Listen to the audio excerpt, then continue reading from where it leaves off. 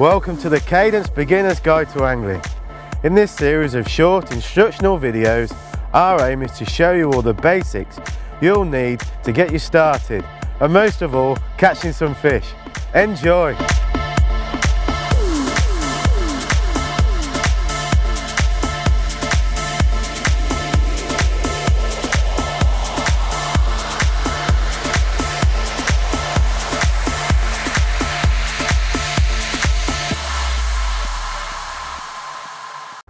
Welcome to another episode of the Cadence Beginner's Guide to Angling.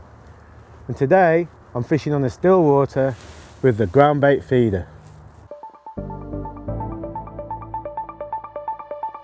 Feeder fishing on still waters is a proven and really effective style of fishing. And there's obviously a variety of different feeders and rigs that you can utilise. But I'm fishing in the winter, the temperature's cold and the fishing's quite hard. So for me, my number one choice is a ground bait feeder.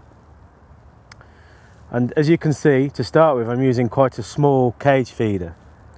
And the great thing about using a feeder on a still water like this is I can fish the feeder out into the lake, so into the deeper water, which is probably where the fish are going to be feeding and congregating in the cold weather. And by using a feeder, I can feed very, very accurately. So I'm not loose feeding any bait at all.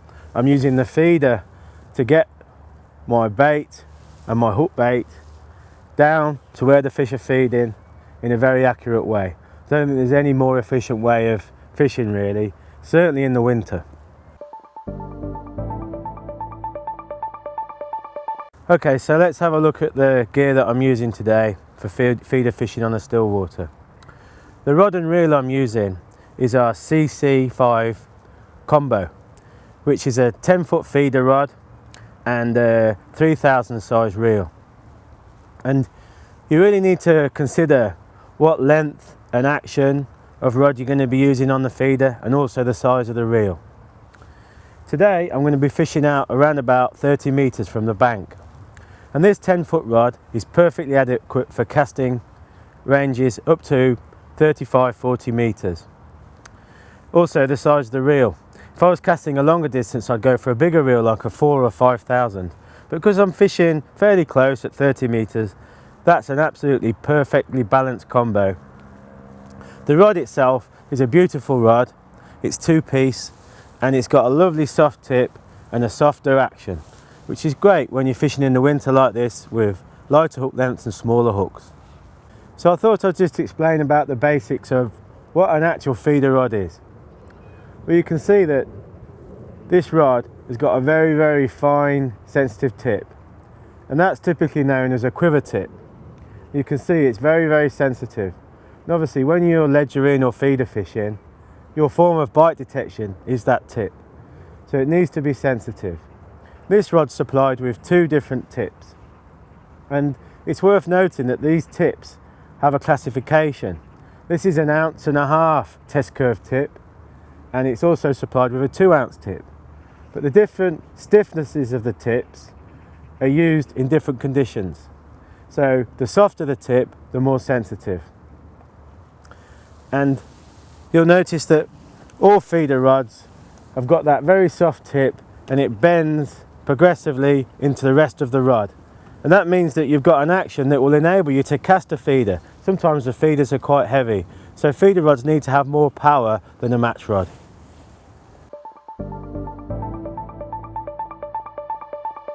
So selecting the right feeder is really key, and today, because we're fishing in the winter, I'm not fishing at long range, I'm not going to be using a big feeder. I don't want to be feeding too much bait, but I've selected 3 different ones to look at.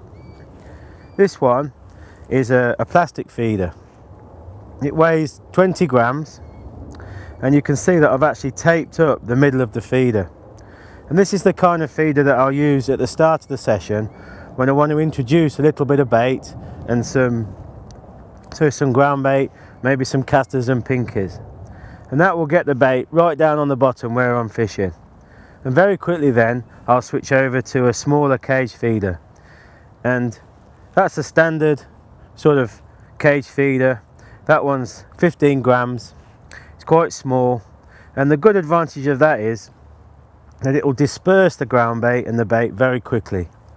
I wouldn't use that if I was fishing in a deep lake, but where I'm fishing today is only around about 8 foot, so that's absolutely perfect.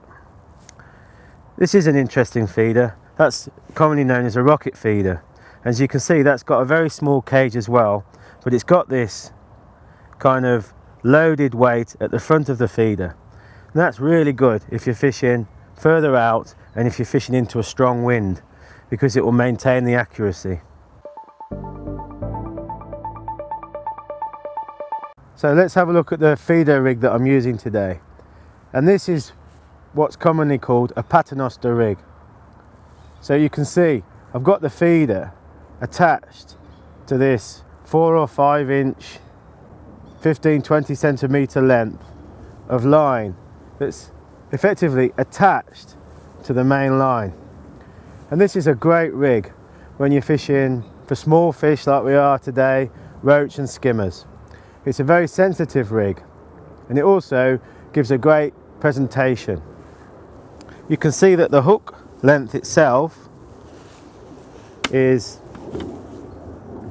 around about 3 foot in length, and that would be adjusted according to how the fish are responding and how I want to present the bait. If I was maybe missing bites, my bait was getting damaged before I saw a bite, I'd reduce that hook length down, sometimes to as much as just as little as just a foot. Conversely, if I wasn't getting any bites and I wanted to enhance the drop of the bait through the water, I could increase that hook length up to 6 or even 8 feet in length. So the main line I'm using on my reel today is 4 pounds.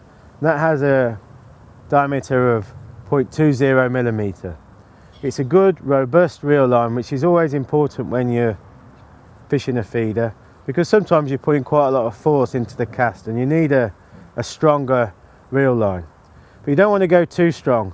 Perhaps like when you're fishing in the summer, when you're using bigger hooks and stronger hook lengths, you can use a heavier main line like 8 or 6 pound.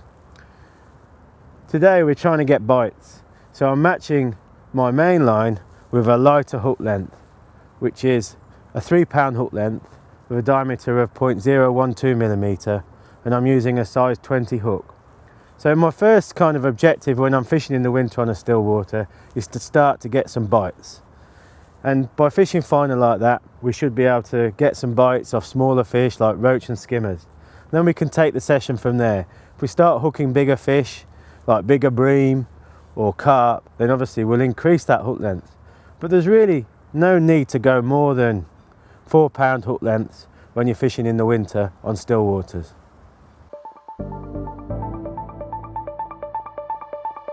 So I talked about how important it is to feed very carefully when you're fishing a still water in the winter, and I'll just show you how I load the feeder.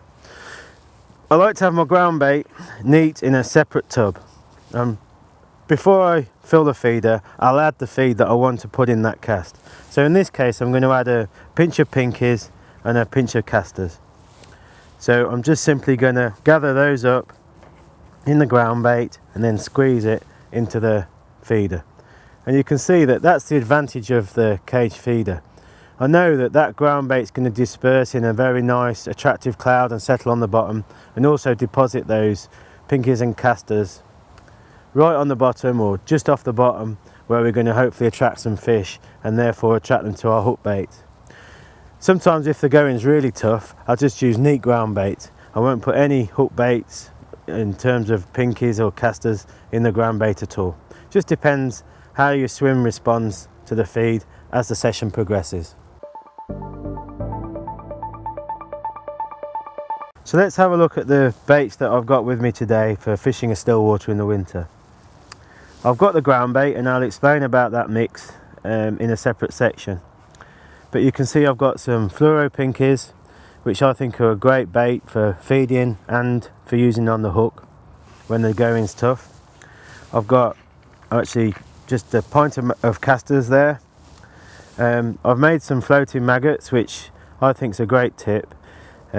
just by adding water to the maggots, it will make the maggots float because they have to take in air. And that's great because I think it counterbalances the hook and gives the maggot a very natural kind of presentation as it's falling through the water. And you'll notice that I've also got half a pint of mixed maggots there, different colours, to give me different options to try. Some days some colours are better than others, and certainly when you're targeting different fish, different colours can work well.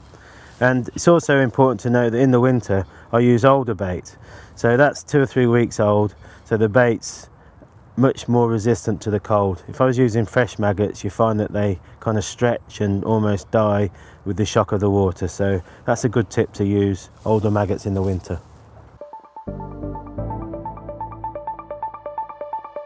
Well, this is the ground bait mix that I've used, and it's a favourite of mine in the winter when the going gets tough. It's basically a 50% mix of this Canal and Lake ground bait, which is a lovely sweet but fine mix, and I've added some of this Special G, which is a fish meal ground bait. And I do like to use a bit of fish meal even in the winter when I'm fishing on commercials like we are at Packington today. But you can see that's a lovely fine mix. I've mixed it and riddled it, and that will bind enough to hold the bait, attract the fish, but it won't clog up the feeder. So I mentioned about the great advantage of feeder fishing in that it's very accurate and it can consistently put your bait in the same spot. And to help achieve that, it's always important to have a marker to cast towards. In this case, I'm casting towards a tree on the far bank of the lake, so I know that I'm casting in the same direction every time. And another good tip is to actually clip up the line so that you're actually fixing the distance that you're casting. So simply by casting out to the desired spot and then clipping up, you'll know that every time you cast, you're putting the feeder almost or in the same spot every time. So once I've cast the feeder out, I like to feel the feeder to the bottom by keeping attention on the tip, and you'll notice when the feeder hits the bottom because the tip drops back. And then you want to ensure that you've got the tip in a good position to A, register the bite, and B, be comfortable to sit and watch. Because in the winter sometimes you need to be patient and wait for bites. So you want to be holding the rod and waiting for a bite in a comfortable position like this. Obviously sometimes you need to tighten up to the feeder because you need to ensure that you've got a bend in the tip. Sometimes the bites can be a drop back bite, or they can be the standard kind of pull forward. So you want to ensure that you've got enough angle on the tip to register the bite. But on days like this when you are clipped up, you don't want to be pulling the feeder away from where it's landed. So you don't want to be pulling the feeder too far to the left if you want to watch the bite at more of a right angle.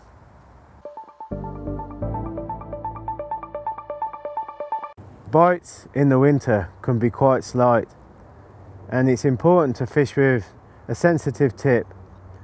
So in this case I'm using the 1.5 ounce tip, which is perfect because as you can see it's just slightly bent round. Any softer today and the tip would probably be bent round too much, and if I fished a stiffer tip I might run the risk of not seeing the bite. But it's quite often when you're catching fish like roach and skimmers, the bite itself isn't great. It might be just a couple of taps, and in that situation I would hit the bite because that might be all you get. If I was targeting bigger fish or maybe hooking carp or bream, there's perhaps no need to strike at the taps. When you know that you're onto bigger fish, you want to let the bites develop or wait for a proper pull round. So it really rather depends on the size of the fish that you're targeting as to when you actually strike the bite when you're feeder fishing.